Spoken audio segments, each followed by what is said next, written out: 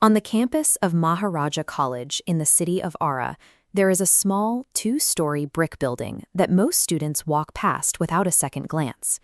In July 1857, 68 men barricaded inside this 50-foot square.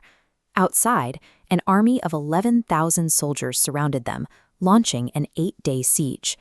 The rebellion against the British East India Company had just reached the Shahabad district, and the local administration had collapsed as mutinying regiments moved toward the city.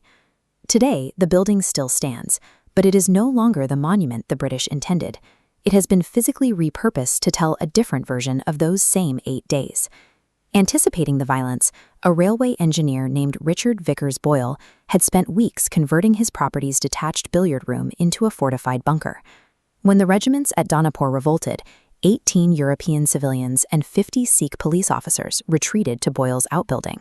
The besiegers offered the Sikhs bribes to defect, but the 50 men stayed at their posts. Boyle had bricked up the open veranda arches, leaving only narrow loopholes for musket fire. He reinforced the second floor with sandbags, turning a civilian recreation room into a defensive stronghold. This structural foresight is the only reason the first rebel charge did not end the siege within hours. The building's thick walls absorbed the initial volley, forcing the attackers to take cover.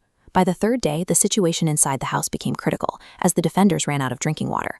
In a single night, the Sea Police dug an 18-foot well through the floor of the house, to finish the work in just 12 hours, securing their survival for the rest of the week.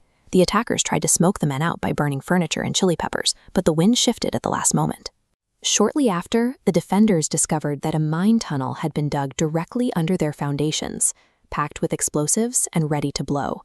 A rescue force of 400 men tried to reach Arrah, but they were ambushed in a dark mango grove, suffering nearly 290 casualties. Finally, Major Vincent Eyre ignored direct orders. He marched toward the house with 3 artillery guns and 225 men, breaking the rebel lines on August 3rd. These lithographs show the physical state of the house, with the bricked-up veranda arches visible exactly as Boyle constructed them. For the British, this story was immediate proof of imperial grit, and the house became a primary tool for pro-colonial propaganda. But to see the other side of this conflict, we have to look outside the billiard room, at the man who organized the 11,000 attackers. Kunwar Singh, the 80-year-old chieftain of the Jagdishpur estate, took command of the Donapur regiments on July 25th, transforming the local uprising into a coordinated military offensive. Singh was a master of guerrilla warfare.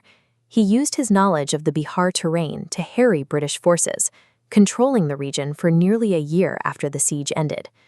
During a crossing of the Ganges River, Singh was hit by British musket fire. A bullet shattered his left wrist. Fearing that infection would kill him before he could finish the campaign, Singh drew his sword, cut off his own wounded arm, and threw it into the river as an offering. This leadership is why modern India views the Siege of Arrah not as a localized riot, but as a foundational battle for national independence. Today, the Arrah House is no longer a shrine to British resilience. It is a museum dedicated to the life and sacrifice of Veer Kunwar Singh.